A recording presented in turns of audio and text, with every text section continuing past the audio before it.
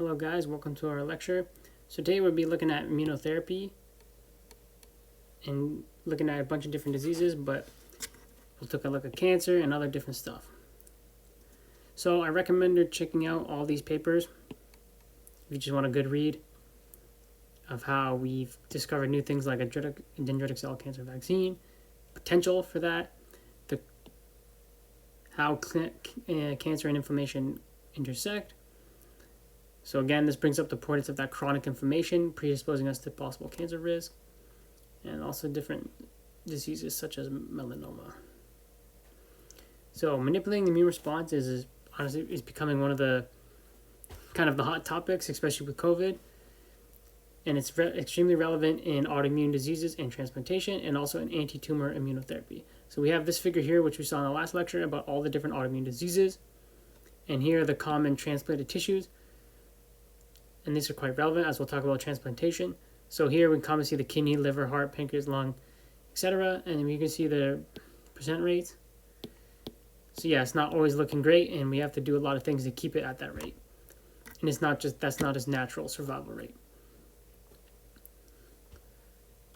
Here we can see an example of acute transplant rejection. And here are the different autoimmune disorders that reflect immune-mediated damage to varied organs and tissues. So transplantation terms, so we'll just get some of the nomenclature out of the way. So a graft. A graft is a foreign cells or tissues, i.e. it is the transplant.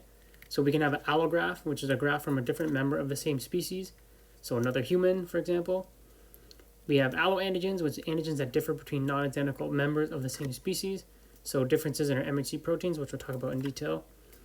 So there's different types of rejections. So we have hyperacute, acute, and chronic.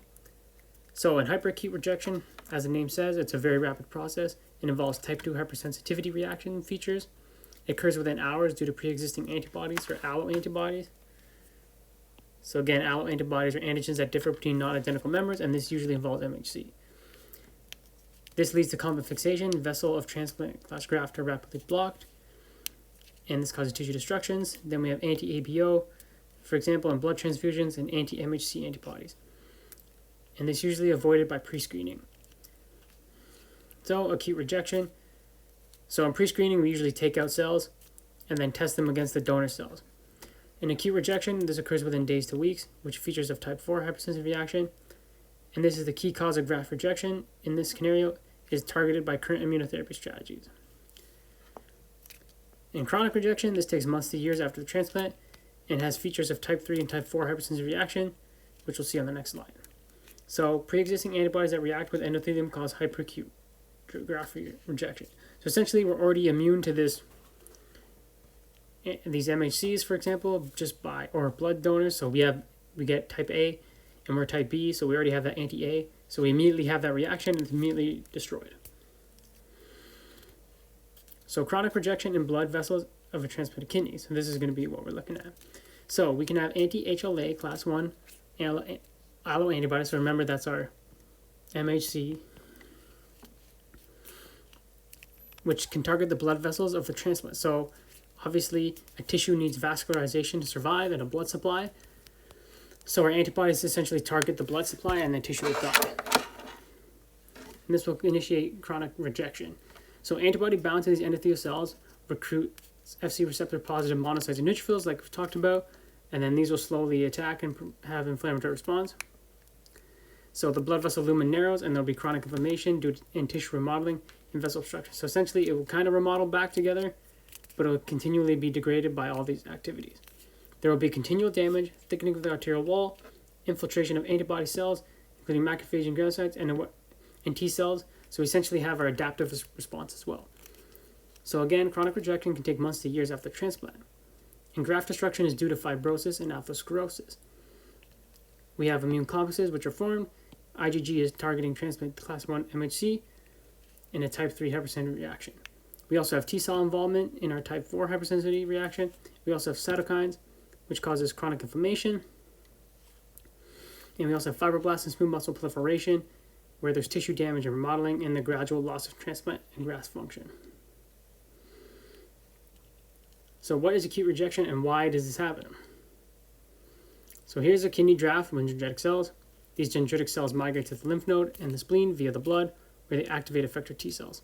These effector T cells migrate to the graft via the blood, and the graft is destroyed by the effector cells. So acute rejection occurs days to weeks after transplant. The damage is mainly due to T cells reacting against host cell alloantigens in the transplant. These donor antigen presenting cells in the transplant, so these dendritic cells came with it, in the transplant travel to the spleen lymph nodes in the recipient and activate recipient T cells. So they basically act as antigen presenting cells from the other person to their own tissue, and these T cells travel to the graft. Usually involves CDLs and Th1 cells, as well as type 4 hepatitis reactions and antibodies. The graft is infiltrated with host Th1, CDL, and macrophages. There will be vascular damage, inflammation, and graft rejection. And again, this is much faster than chronic. So these donor APCs travel to the spleen or lymph nodes of the recipient and activate recipient T cells. This is called direct allorecognition, where the recipient's T cells see MHC on donor APCs as non-self and respond to tissue damage. So essentially this MHC molecule, these dendritic cells have MHC1 molecules of the original person. So these MHC molecules are seen as foreign, and then we develop immune response against MHC, and of course MHC is located on pretty much all cells, or MHC1s. So they will go and attack the tissue, which also has that MHC1. Then we have indirect allorecognition, where recipients' APCs take up, process, and present donor MHC proteins in the recipient T cells. So essentially, this is our own cells go to the tissue and find these APCs, compared to direct allorecognition, where the dendritic cells brings it to us. And again, we have tissue damage. So death of the donor's APCs contributes to the process of releasing donor MHC proteins for processing and presentation by recipients' APCs. So direct allorecognition is when the recipient's T cells respond to donor MHC proteins in combination with peptide presented by donor APC. And then again, indirect recognition, so we can see the difference, indirect, direct, is when the recipient's T cells respond to donor MHC proteins presented by recipients' APCs. So immunotherapy approaches to treat autoimmunity and prevent transplant rejection are often similar. The common goal is essentially to suppress the response against self, so i.e. suppress. So common route is immunosuppressive therapy, so prevent autoimmunity and or against non-self transplant. So common features of autoimmunity anti-transplant responses are that there's damage to self mediated by T cells, cytokines, activated macrophages, antibody and complement. So again, these are kind of, think about them as targets. There's also T cell involvement drives other activities, and tissue damage. So again, we have our T helper cells that guide many of the other responses. So you can see here in white is several examples and where they act for immunotherapy. So immunopharmacology-based anti-inflammatory strategies include our corticosteroids, which you definitely have heard of, which are just our anti-inflammatories. So we can see here that they're blocking IL-2 mRNA. And this, we have DNA synthesis blockers, which have cytotoxic effects. We have calcineurin inhibitors, which we discussed before, blocking that IP3 pathway. And we have immune-based therapy, where antibodies against cytokines and cytokine receptors. So you'll see these usually end in Mab, which stand for monoclonal antibodies. So these will bind, essentially. So this, we have anti-IL-2 receptors. This will come to the receptor and block normal IL-2 from working. So here's a good figure if you want to take a look at the current drugs in use. So our corticosteroids inhibit inflammation. They're anti-inflammatory. They inhibit many target-inducing cytokine production by macrophages. Here we have azathioprine, cyclophosphamide, and mycophenolate, which inhibit the proliferation of lymphocytes, interfering with DNA synthesis. We have cyclosporin A, which we talked about as calcineurin inhibitor, and tacrolimus. So this inhibits the calcineurin-dependent activation of NFAT, blocking IL-2 production by T cells and proliferation by T cells for FK506. We have vancomycin, which inhibits mTOR, the activation of mTOR, by blocking Richter-dependent mTOR activation. fingolimod, which blocks lymphocyte trafficking out of lymphoid tissue, interfering with signaling with sphingosine 1-phosphate receptor, or S1PR. So these are strategies for immunosuppression. An example, we also have rampamycin.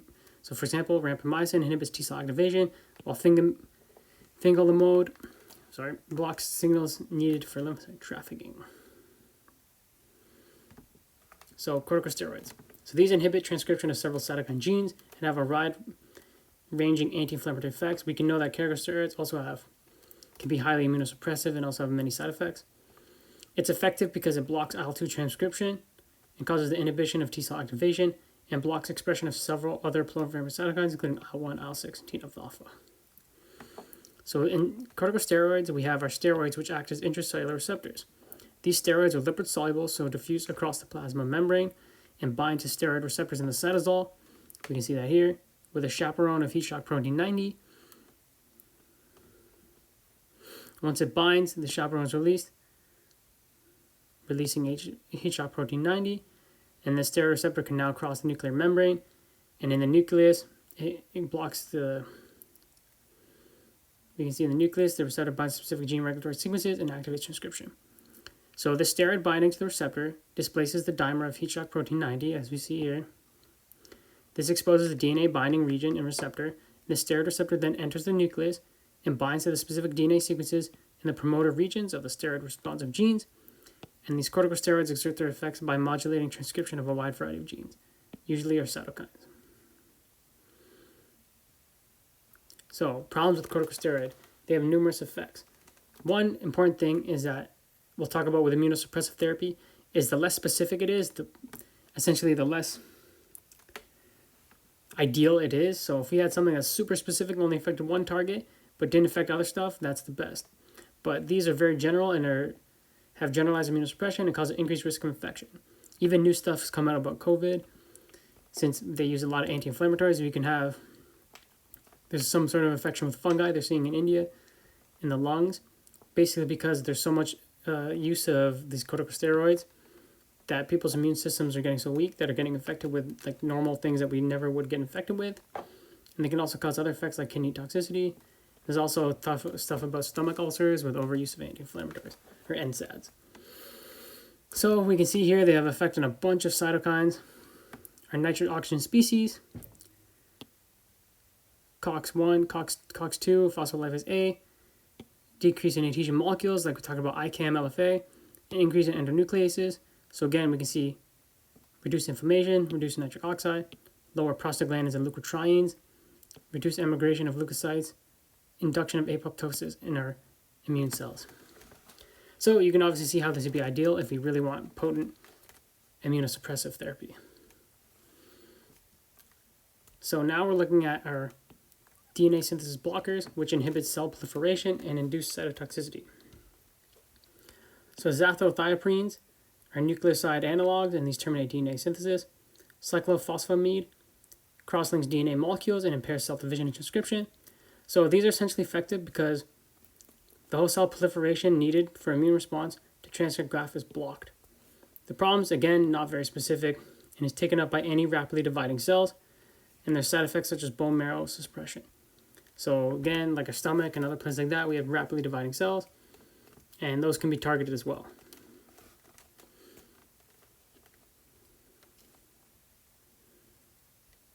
Okay. Again, we talked about calcineurin before.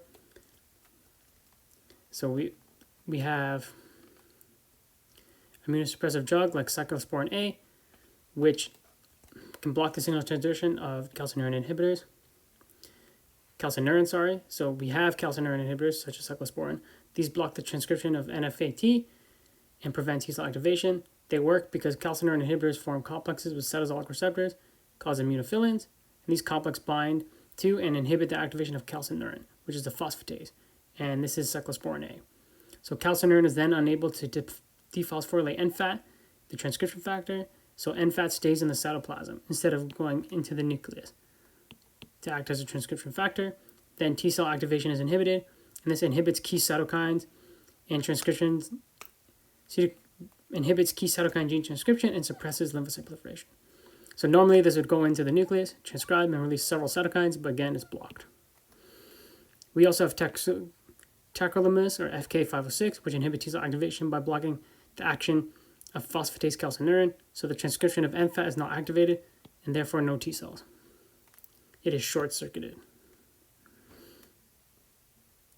In comparison, we have sirolimus, or rampamycin, which works by blocking activation of a kinase called mTOR.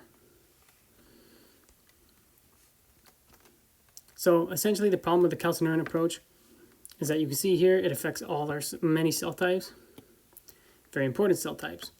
So we have all these cytokines being reduced, reduced IL-2, reduced calcium-dependent excitosis, reduced apoptosis. And in B cells, we have, again, inhibition of proliferation of secondary to reduce cytokine production, so less T cell communication to B cells,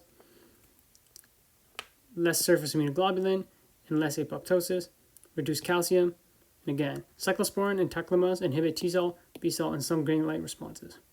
Again, not very specific. So another example is rampamycin, which inhibits T cell activation. So rampamycin inhibits proliferation by inhibiting the activation of the kinase mTOR. So mTOR, which we see here, 1 and 2, regulates cell proliferation and many metabolic pathways in T cells. mTOR is activated downstream of several cell signaling pathways. mTOR associates with either Raptor or Richter. You can see Richter or Raptor. If it has an association with Raptor, we have mTORC1 complex, and this results in cell proliferation. We can see the difference here, cell proliferation with the Richter and mTORC2, actin cytoskeleton, helium cell migration. So what are the advantages of rampamycin use? So it's more selective. It only blocks Raptor's ability to activate mTOR, compared to the other ones that have very broad effects. Rampamycin binds the intermediate protein, the FK binding protein, FKBP, which inhibits Raptor-associated mTORC1 complex. This suppresses proliferation. It also increases T regulatory cell numbers, which is, again, important in immunoregulation, and also memory T cell formation. Here we can see Raptor and Richter are regulatory proteins that control mTOR complex formation. These are also synonymous to each other.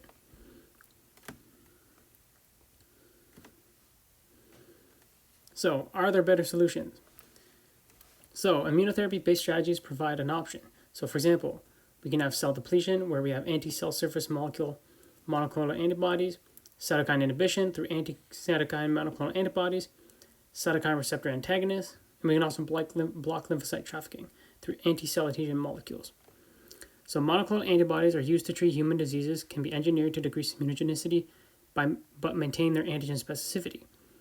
So, the suffix OMAB, which you'll see a lot, refers to monoclonal antibodies that are delivered from the mouse and are immunogenic. In humans, we have Iximab, which is chimeric monoclonal antibodies with mouse variable regions spliced onto human constant regions. We'll talk about this later. We have Zumab, which is humanized monoclonal antibodies, so only complementary determining regions from mice. UMAB, which are fully humans. So you'll see a bunch of medications with these different suffixes. So here's a big list of all the monoclonal antibodies, so I'm not going to go through this in detail, but there's a few important ones that are really common. I recommend taking a look if you're interested in a certain disease here. So again, certain things like if I have asthma, you can take a look. Anti-IgE. So we talked about asthma in the other lecture, about how IgE is very potent in causing allergic reactions involved in that type 1 response in allergic asthma. So we have anti-IgE antibodies. We can see here UMAB.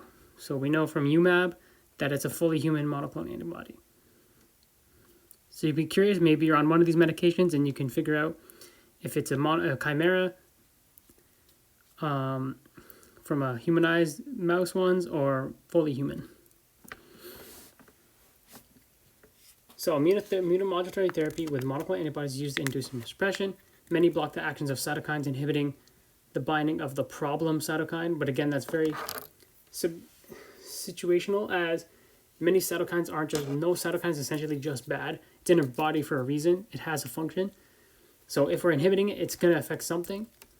but some are worse than others, and in some conditions, the benefits of blocking out cytokines have a huge benefit compared to risk. So we have monoclonal antibodies such as anti-CD3, which we can see up here, OKT3, have been used for transplantation therapy. So examples of cytokine inhibition, immunomodulatory therapy. So we have blocking IL-1. So there's a receptor. We have a cell in our body, a molecule called IL-1RA. So, IL-1 receptor antagonist, and this is essentially considered anti-inflammatory. And essentially IL-1RA, so we have our IL-1 receptor, our IL-1 alpha or beta will want to bind to that and cause a pro-inflammatory response. Sorry, bad writing. And essentially IL-1RA has a higher affinity for this receptor, so when it's released, it essentially blocks this response, and we can't have the inflammation from these.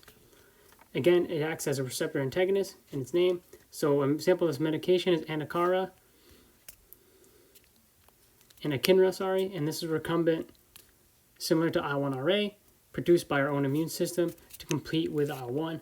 This is used in rheumatoid arthritis, SLE, and shock. So essentially, we made a synthetic version of our natural IL-1RA, and we can use this to block IL-1. And IL-1 beta mainly.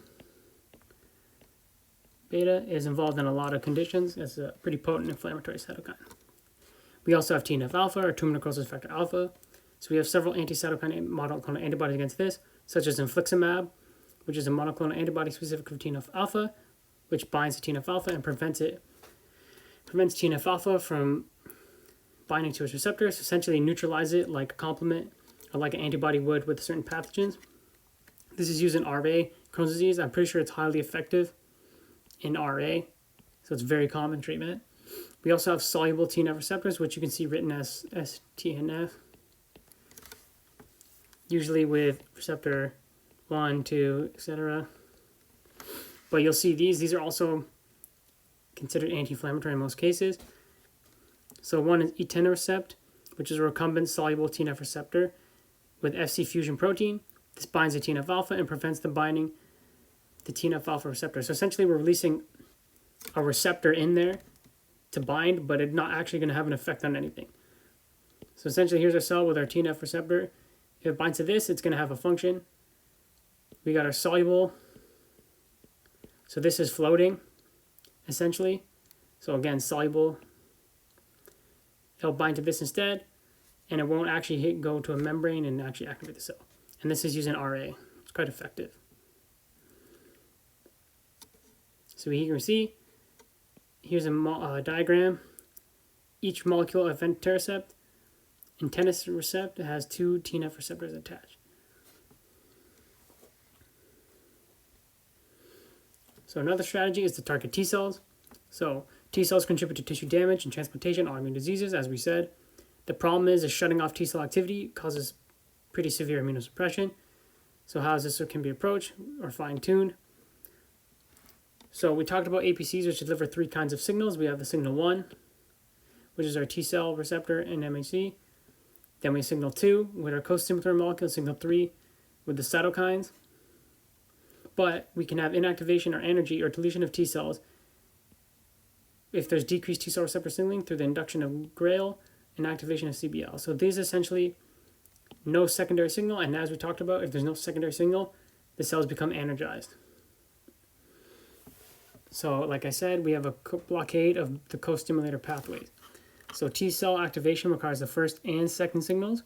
We need this co-stimulatory signal delivered through our CD28 B7 interaction. Again, we have our B7-1, B7-2. So how is this blocked? So remember we talked about CDLA4, which also binds to B7, more strongly than CD8 actually, 28. This downregulates the T cell activity by outcompeting CD28. So this is essentially a blocking strategy where we use CDLA4 fused to immunoglobulin, our CD40LA immunoglobulin fusion protein. So this fusion protein binds to B7 on the APC and covers up B7.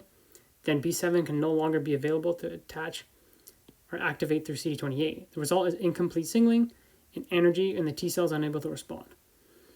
So again, blocking B7 by B7 CD28 interactions by masking B7 and CTLA4 causes T cell anergy.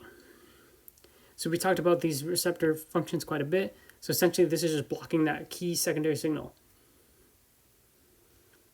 So here's a summary of our strategies. Whoops. So again, we have all our different strategies. Again, this is a great figure to come back to. So we have obexelimab, which inhibits IL-2 signaling with anti-IL-2 receptor. We have inhibitory co-signaling by blocking CD28 interactions with B7, belatacept, which is a CTLA4 plus Fc fusion protein. We can have D-cell depletion with monoclonal antibodies before transplant.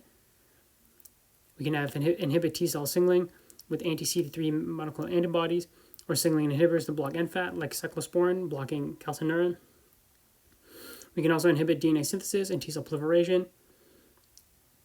to induce cell death. And then we can also inhibit T-cell proliferation by blocking mTOR with rampamycin.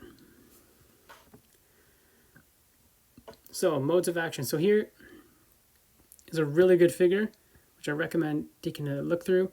So here we can see the therapeutic agents used to treat human autoimmune disease. So yeah, again, it's just a detailed figure here we can go through. So this here we can see it's color-coded. So some pharmacological and antibody-based approaches act by depleting actively proliferating lymphocytes, blocking lymphocyte activation, deleting certain cell populations, or inhibiting lymphocyte trafficking by blocking integrin interactions. So here we see our different integrins. And then here again we have the diseases, outcomes, disadvantages. So again, one of the biggest ones you'll see here is increased risk of infection with it over excessive immunosuppression. But it's likely needed in many of these diseases. So here we have some approaches act by blocking specific cellular interactions, inhibiting co-stimulatory pathways. So again, we got our CTLA4 and our CD3 monoclonal antibodies. We also have statins, which we've seen before. And a lot of those are seen in cholesterol, but they're also highly anti-inflammatory. They're pretty anti-inflammatory, so they can be used in other conditions like MS. Again, reduction in disease activity, which is pretty good for a relatively low-risk drug of statins, but there are some risks, as you can see here. Then we can also block cytokines. So some agents act by targeting effector mechanisms responsible for the problem, i.e. neutralizing pro-inflammatory cytokines. So like we said, certain things like TNF-alpha have been highly linked to certain conditions, we can see here. So blocking with this, so example, improvement in disability in joint repair and arthritis. So it's been proven to be quite good in rheumatoid arthritis, but there's still risks. Then we saw IL-1RA, improves disability, IL-15, IL-6, type 1 interferons. But again, there's always kind of a catch, because again, these cytokines are always important. There's no just bad cytokines sitting in our system that we could just get rid of. So now we're going to take a look at our anti-tumor immunotherapy. So here we have a figure looking at the phases of cancer or immunoediting, which involves elimination, equilibrium, and escape of cancer. Immunoediting continuously shapes the properties of tumor cells that survive. This essentially talks about how our immuno cells are constantly changing, our tumor cells, but again, this is a good figure from here if you want to take a look. So what responses do we have against tumors? So there's a certain hypothesis called the immune surveillance hypothesis, where we have cells that basically circulate our system, detect and destroy a lot of tumor cells. So for example, if we didn't have these, pretty much everyone would get cancer quite frequently. So essentially we have cells going around destroying cells that may become malignant. So the current view is that we have an elimination phase, an equilibrium phase, where immunoediting occurs, and an escape phase, where these cells evade the immune system and become clinically detectable. So here we have elimination phase, where essentially malignant cells come, they get destroyed. Equilibrium phase, where there's kind of like essentially an equilibrium between immune systems and the tumor cells, where we kind of have a balance of, even though they're becoming malignant or bad, where they're getting killed at a kind of a similar rate, there's no clinical repercussions, but over time we can see different tumor variants, so essentially mutations, and they can evade the cell. And eventually, they can evade the immune system and even have T regulatory cells help protect them. So we have tumor rejection antigens, or TRAs. Tumors can express antigens that become targets for tumor-specific T cells involved in tumor rejection. So essentially, having a tumor cell is not like doom and gloom, in the sense they are immunogenic, but the problem is their extensive mutation. So we also have tumor-specific antigens and tumor-associated antigens. So we'll talk about this later. So here we have an example of tumor recognition antigen, So these proteins selectively expressed in human tumors are candidate tumor recognition antigens. So essentially, we can go in with a lot of immunotherapy is to look for what can cause a response and then develop essentially antibodies and immune cells to attack it. We can take our own immune cells out, kind of in ex vivo, kind of train them to attack these antigens and then put them back in, and then they can attack the tumor. So here we can see, it's hard to see, but there's a bunch of different antigens we can try and use. And then the nature of the antigen and the tumor types.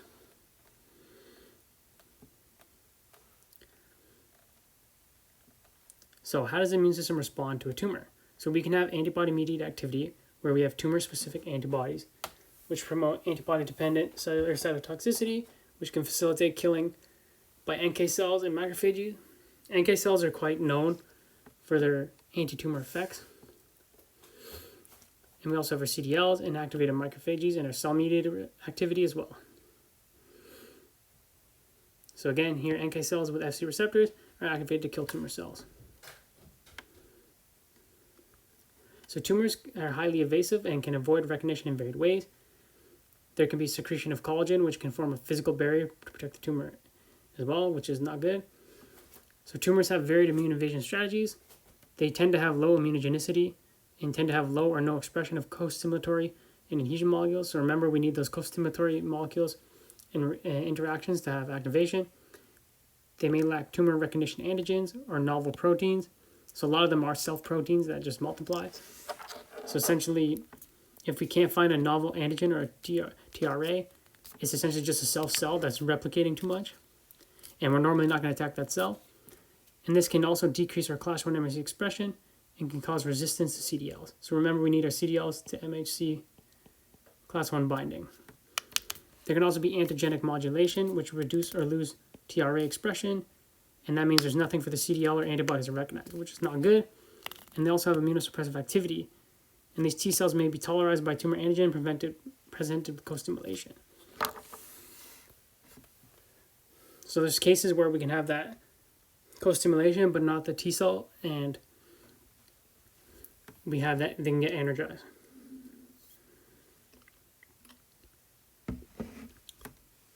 So, like I said, tumors have immune evasion strategies, including immunosuppressive activity. They can produce regulatory cytokines, like we talked about with IL-10 and TGF-beta, similar to our T regulatory cells, as you can see here. These suppress both CDL and TH activity. So again, we also have immunosuppressive drugs that we can try and target these to help increase these activity against tumors, and these can promote Treg activity. Tumors can protect themselves by secreting immunomodulatory cytokines, which suppress anti-tumor activity and regulate and recruit regulatory T cells. We can kind of see this in here. So our T regulatory cells are stimulated, releasing these cytokines, inhibit our Th1 CDLs. So how can we target tumors? So we can target tumors through the use of anti-TRA monoclonal antibodies for immunotherapy. So these anti-TRA monoclonal antibodies used alone induce ADCC, but we can conjugate these antibodies to toxins or immunotoxins or radioisotopes that target the tumor cell. So we have a tumor-specific antibody, similar to normal antibody function. It functions, recruiting our NK cells. We can have tumor-specific antibody, which is conjugated to a toxin. This toxin will conjugate to the tumor cell, and this will be internalized, killing the cell. We can also have tumor-specific antibodies to the TRA, and we can add radioactive antibody binds the tumor cell, and the radiation kills the tumor cell. So it's essentially a targeted radiation therapy, highly targeted. So here we can see another examples of how we could target solid tumors in lymphoma and leukemia. So different antigens we target. Yeah. And then here are tumor types.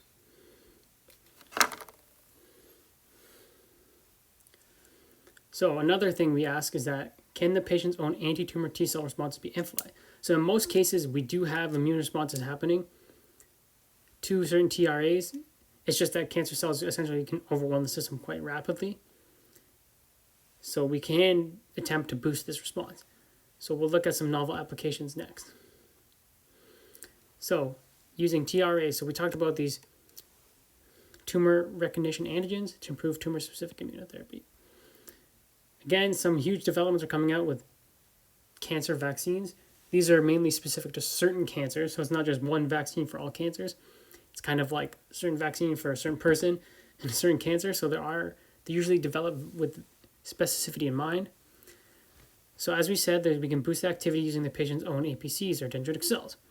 So I'm not sure how to say this, I haven't heard it before, but Sipuleucel T, aka Provenge, good name. The patient's dendritic cells are cultured with antigens from the patient's tumors and cytokines to activate the dendritic cells, and this uses a recombinant fusion of protein made up of prostatic acid phosphase, or PAP, and this is expressed on the surface of 95% of prostate cancer cells. So this is one of the types of cancers that this is highly used for and shown to be quite effective. We also have GM-CSF, which granulocyte macrophage colony stimulating factor, which increases APC co-stimulatory molecule and cytokine expression. And this is reinfused in the patient, and dendritic cells are primed to activate PAP-specific T cells, and this targets the tumor.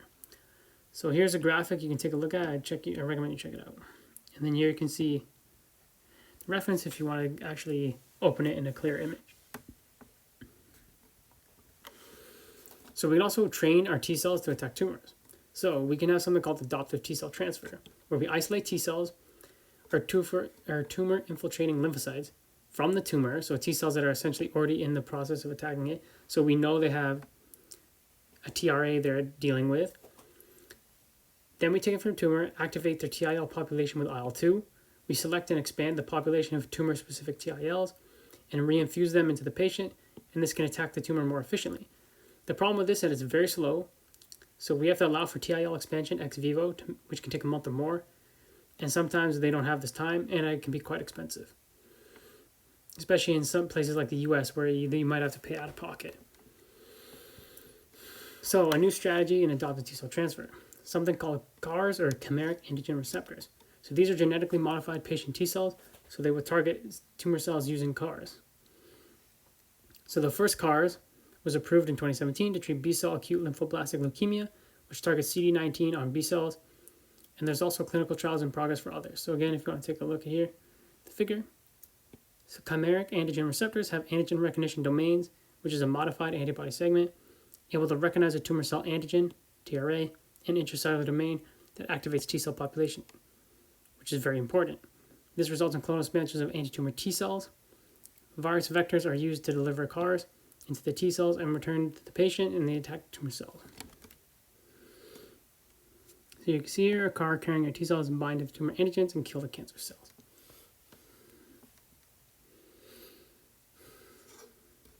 So CARs expressed in T cells provide anti-tumor specificity to a patient's T cells. So like we said, a virus vector is used to express the chimeric antigen receptor in T cells collected from the patient. Example would be acute lymphocytic leukemia. So we have anti-CD3 and CD28 monoclonal antibodies result in T cell activation in vitro. We expand the CAR expressing T cell population, infuse it back into the patient, and this attacks the tumor cells. So example of CAR would be CART19, which is made of VA, variable heavy and variable light domains of antibodies specific for CD19, and a single chain of Fv fragment. CD19 is expressed on B cells, including B cell tumors. This gives CAR specificity, attacking these B cells. So we have an anti-CD19 CAR, and then these T cells are infused. So we do this ex vivo, and then we put them back in the patient. The antibody portion is fused to the intracellular signaling domains, the CD3 zeta chain, and co-stimulating molecule, such as TNF receptor. We can see examples here. The constructed receptor specifically targets CD19 and transduces signals. Then we have our CAR-T which cells are able to target the tumor cells expressing CD19. This results in a cytokine storm, a lot of cytokine production. But again, the biggest problem with these is huge immune responses, which can be good, but also can be severe and cause cytokine storms, which we've heard about in COVID, which can cause severe disease and can be very serious. So as I mentioned at one point, we have anti-CTLA-4 immunotherapy. So this was won a Nobel Prize in 2018 by James P. Allison. This is for the discovery of cancer therapy inhibition through negative immune regulation. So essentially, like we said, we need that co-stimulatory signal to activate our T cells, and we have CTLA-4, which normally inhibits this. So a lot of cells can produce CTLA-4 because certain T cells have certain lifespans. So essentially, CTLA-4 will be increased to kind of slowly wane off our T cells so they're not overactive. But essentially, in this case, where tumors, we want them to be overactive, so we block CTLA-4 through anti-CTLA-4. Therefore, T cells are more active and are not being shut down. We also have checkpoint blockade therapy, which is a strategy to stimulate T cell anti-tumor responses. So through checkpoint blockade. So here we're boosting T cell activation, where the goal is to block CTLA-4 interaction with the B7 CD80. As we mentioned, this will prevent downregulation of the T cell activity. So in this strategy, we have multiclonal antibodies for CD40L, binds to CD40L, blocks downregulation of T cell activity, and the result is enhanced anti-tumor activity of cells, and results in improved survival in metastatic melanoma. And this is in 2011, but yeah, there's a ton of studies being done with these for different tumors, and this stuff takes a while, so we'll slowly see how it works with many different types of cancers. Again, if you want a more detailed look here, I recommend it. So again, here we have another figure of our checkpoint blockade system. So normally we have our CD28 and B7, and then we have our CTLA-4, which comes in and reduces T cell activity. But by blocking this with the CD40L monoclonal antibody, this reaction stays, and T cells stay activated. So again, blocking immune inhibition through immune checkpoints has inhibitory pathways that regulate immune response. So the B7 CTLA-4 interaction. Essentially, we get them to not stop fighting. So T cells usually have kind of like a set time limit, like, okay, now we're going to hold off. Because an example in cancer, it's going to be a more prolonged fight than a certain infection. So we want them to stay activated, and we remove that CTLA-4. So as I mentioned, saw this at the start of the lecture, the importance of inflammation in cancer. Like I said, so a lot of diseases involve inflammation. So obesity, heart disease, atherosclerosis, so many different things. And the whole point is that we have linked several conditions to increased anti-inflammatory. So even here's an example of NSAIDs, which can be used, but we'll talk about that later. Again, so tumors can actually originate from chronically inflamed tissues. So here's an analysis. So this study, I recommend you read it, and either you can find it here, read this figure as well. There's an analysis of 8 randomized controlled trials about the effects of taking daily aspirin on cardiovascular disease, which is an anti-inflammatory. It overall decreased the risk of death from colorectal and other solid cancers, which is quite interesting. So this is the end of our official lectures, but we still have 3 lectures left. And these will be lab lectures. So we'll look at monoclonal antibody in the lab, then we'll look at LISAs /Asci's, which I recommend if you're going to end up in immunology. So these are very brief, but it's just good to get them in. And then we have our flow cytometry. So yeah, really interesting topics. So I hope you enjoyed the lectures, and I'll see you in the last 3. Take care.